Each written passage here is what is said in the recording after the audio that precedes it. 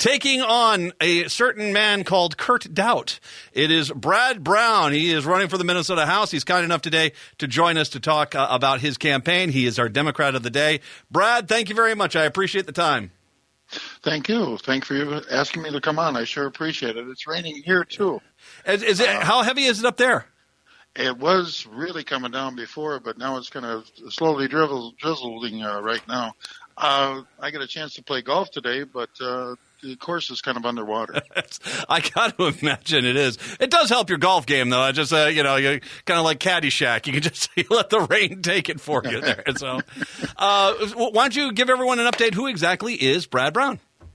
Well, I am a retired. I've been retired for a while now. I'm a retired journeyman diesel mechanic. I used to work for Murphy Warehouse out of southeast Minneapolis. Before that, I spent 4 years in the Air Force and received an honorable discharge from them, came back home, went back to work, and I'm currently retired out of Machinists Union, Local 737. And but I spend most of my time doing charity work. I do work for military families through the Iceni County Beyond Yellow Ribbon. And I do scholarships, fundraisers, golf scholarship fundraisers for high school seniors. And I help children with handicaps through the Shriners Children's Hospital and our community. I also am a runner for them. I take patients to and from their appointments at Shriners, Gillette's, and the Mayo Clinic. Wow, you do a lot of great things. I do a lot of stuff. Well, wonderful. And once again, as Labor Day just happened here, thank you for being a union laborer, a union strong there, hardworking men and women across the country. But, I mean, my goodness, how did you get involved in so many great organizations? I try to get myself involved with organizations I really believe in. And Shalom Thrift Shop in Cambridge, I'm getting a plug out there for them, I guess. But I do 3 days a week volunteering there. And that's such a great organization. Everyone's volunteer. No one gets paid. And last year we netted $322,700 that went right back into the community. So you're busy. You do all this great. You do all this great work. What possessed you to say, you know what, this is the year I'm going to run against Kurt Doubt in 31A? Health insurance. I want health insurance, low cost, high-quality health insurance for everyone. I've seen a lot of people out there suffering, and it's time it stopped. We got the money there. It's there to be taken. The administrative costs are so high right now that if we went down in administrative costs, the money is there to pay for the program right now, and people need it. And education, of course. But my number one thing, and I've heard from constituents all over my area, and the number one thing in their mind is health insurance. They need that a lot of people are waiting for that to happen before they can retire. They can't retire without a decent health insurance coverage. And young families, they need it for their children. And that's what it's all about. That's what the future's all about, is our kids. That's where we should be putting the money, is in our kids. Get them a better life. Well, and it's health insurance. As we've talked to the Democrats across the state in every corner, this is the unifying the case. I mean, once again, there was promises made by the Republicans, not only on the federal level, but here in the state, that, hey, get us in charge. Guess what? We're going to get better health care, more coverage. It has been far from that truth.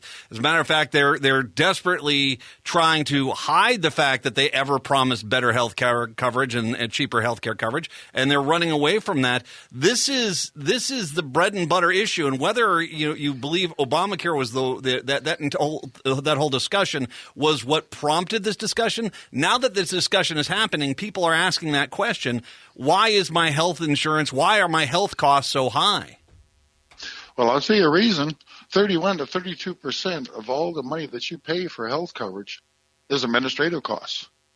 If I propose Medicare for all, because Medicare has been around for a long time. They know what they're doing. They spend between 2 and 3% for administrative costs. There's the money. Mm-hmm. There's the money that would bring down the cost to make it affordable for everybody. And once again, it's if you look at what the salaries of some of these senior executives, because I'm presuming that's part of the administrative costs, is that you're looking at people getting paid, $100 million, and that's just in this day and age. Don't get me wrong, people deserve a good paycheck, but this is just. It seems like the entire point is to make sure first and foremost executives have their 17th vacation home and their 4th yacht. Exactly. And that's it. That's the answer, is Medicare for all. Let's do it. We can all do it if we all get together as a unified body, we can get it accomplished and just put it behind us and work towards the next goal. Let's talk about where exactly is 31A for everyone out there listening. 31A goes from Zimmerman all the way up to just south of Highway 95, about 4 miles east of Princeton and about 6 miles west of Cambridge. It's kind of like a square, more like a rectangle, I guess. But that area right there, a lot of farms, and only 2 major towns, Zimmerman and St. Francis. It's a lot of area to cover, to talk to people and shake their hands. And I've been in Zimmerman a few times, a cute little town there. I do enjoy going through there. You brought up the farm issue here. One of the things which is frankly terrifying, a lot of dairy farmers and soybean farmers as well, and corn farmers. I was just reading about this morning. These trade deals that we have in place, it's great when we go sell local, and everyone loves that. And, that's a great thing. But America's breadbasket, which Minnesota is part of, we produce a good chunk of the world's food, and to shut down these international markets, I got to imagine that's a conversation that you're having quite a bit too. It's tough for them to handle because the fact of the matter is they act like they've been sold out because $4.6 billion is what the president proposed as a way to buy their votes, I guess. But the fact of the matter is they know that their soybeans are going to be rotting in the field. There's a lot of them because they can't afford to pick them. They can't. There's no market for them. Mm-hmm. In the meantime, I've got a meeting this coming Thursday with the local farmers of Iceni County, a little get together, kind of a grassroots type thing to listen. I've got 2 ears and no waiting. And I want to hear their problems, and I want to work towards solving them. Well, and it's what you just described there, the soybeans in the field. I read about this in Washington State. I read about this I believe it was in Kansas. Multiple areas, same exact thing. They're just there's no value in them actually picking the crops, so they're just letting the crop stay in the field. And and when you talk about dairy farmers, they're just basically they're at the point where in some cases, because they have a finite life cycle on that product, they're just offering it for free to anyone that will take it, just because they got to get rid of the product and they don't know what else to do. Exactly. My wife has chickens and I have goats, and the chickens that she has, we give this because there's no market for the eggs. The eggs at the bottom of that market has dropped out. And but she's got the chickens, so I take them to the food shelf in Princeton. Mm-hmm. And drop them off as a donation because there's no market to sell any of this stuff. And what scares me is that when you describe this stuff, this is the foundation of the American economy. It's not Wall Street. It's not the S&P. It's not none of those things. It is the agricultural base. And one of the things how you turn a recession into a Great Depression is you undermine your farming sector. And when you talk about that, then you're just having to give product away. That's a very ominous sign. Yeah, I can see corporate farms. I can see it, and pretty soon there won't be any family farms because they'll be living on their farm, but they'll be working for corporations. For minimum wage. Exactly. A lot of hours, and don't punch that clock because you still got 10 hours of work to do. Of course, minimum wage doesn't amount to any. Oh, after all, I mean, it's not important. The minimum wage, not many people make that, right? Well, 61% of the people in the United States, the working people, make minimum wage or less. It's very, very important. I've talked to numerous Republicans who that's their narrative is that we have a minimum wage, but no one gets paid that. And you're like, what are you talking about? Most people that are doing hourly wage jobs get paid minimum wage. Yeah, and a family of 4, $15 an hour is below poverty level. Mm-hmm. So these are large problems. I have to ask this though. Brad Brown once again joining us, Democrat of the Day, 31A. What you're in a district where you got Kurt Dowd, and generally, he's as much as he's disliked in some parts of the state, he's this is a guy that's the Speaker of the House. This is a pretty big fight you're picking here. Oh, I'm up for it. whatever comes about, I'm up for it. Well, I've just about in my 68 years, I've just about seen everything anyway. So I'm looking to have some fun. And this is, like my wife said, it's just another adventure we're on together. The response you've gotten on there, because it sounds like you've done a lot of the door knocking, you've gone around to the towns in St. Francis, Zimmerman, in the farms. You're doing these listening sessions. What's been the response? On what the people, constituents want? They want health care. more than anything. They don't care if I get anything else done, but they surely want health care, because there's people out there that, like I said, are ready to retire, can't retire because they don't have health care they can depend on. They're afraid of losing everything if they do retire. And through their employer, they have health care, but if they retire, they won't. And young people raising their families, worried about it. Also, when it comes to education, they pretty much gutted out the education system we've got. There's really not a whole lot of money left for special ed and pre-K, which in this state is called voluntary pre-K. But it's a wonderful program, and it helps young people get a leg up. I'm all for education, as you probably remember from all the scholarships that I do, yeah, I'm looking to help anybody and everybody to get to, because education is the answer for everything. It really is. Well, and you talk about a few other things, and once again, a topic we've discussed before.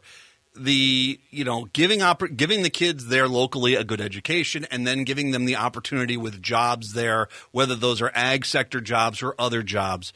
And frankly, the Republicans have had quite a few years. Really, they've had a say in this for most of the time since Jesse Ventura, and they have yet to follow through on any of their promises of broadband, better education, reforming the education funding system. They don't want to do these things. They keep talking about they're going to them, but they are not doing them, and we need to have a change, full-scale change in St. Paul. Yeah, and also that welfare is not a lifetime, not a lifestyle. It's not a lifestyle. It's just a temporary fix. What we should be doing is should be investing money into our children and our grandchildren in the way of a better education, a world-class education, so they can get the jobs they need and to get off the welfare rolls. And that's what it should be all about. That's what life's all about. And you talk about, and one sector that is desperately needed in every district is senior health care assistance. And yes. and you can train those you can train them locally by starting to give them a good high school education, and they don't seem to. I'm not going to fund this. We're not going to fund this. That's just fat cat. Cut the meat. All this stuff. Talk about how they're not going to fund education. The reality is that we need educated people to come out of high school, get a technical, at least a nursing degree from a technical school, so they can help in these communities with their aging population. And the Republicans don't even see that they're stymieing that process from the very beginning. And if you're talking about our seniors, you should talk about maintenance of their houses so they can live there, they can stay there, they don't have to go to the nurses. If they're able to stay on their own and able to live on their own, there's a lot of pride connected with that. And if their houses are maintained, that's good for resale value of the houses. People, after they pass on, people can buy up that house. But if you're going to let it deteriorate, like a lot of the houses in the local area around here, the people get old. They can't shingle their roof anymore. They can't side it. They can't paint it. But other people can, and we can get a program set up where maybe young people would like to do that. Maybe there's jobs available for young people for whatever reason, for college education. Mm-hmm. Well, it's I've got lots of ideas. You do, and you got a lot of great ideas. This is fantastic. Brad Brown, 31A. Brad, it's the point of the conversation when I say, it's fall. It's a lovely time of year in Minnesota. I'm sure you need volunteers. I'm sure you need donations. 31A has got some size. You need to get out there and talk to everyone, correct? Correct. I'm on Facebook, and also my email address is brownformnhouse@gmail.com. Also, my website is brownformnhouse.com. And if you'd like to make a donation, you can do it through ActBlue on brownformnhouse.com, or you can send it to my address. I don't know if I should give my address out. Well, I'll tell you what we'll just do that. We'll do the website. Once again, is it the number 4 or FOR? No, the number 4. Brown, the number 4, mnhouse@gmail.com. At gmail.com. And both of them are the same with the number 4, yes. All right. Brown 4, the number 4, MN House. Look for the website. I'll link to everything a little bit later on. Once again, Democrat of the Day, 31A, Brad Brown taking on Kirk Dowd. Brad, thank you very much for the time. I do appreciate it, my friend. Thank you.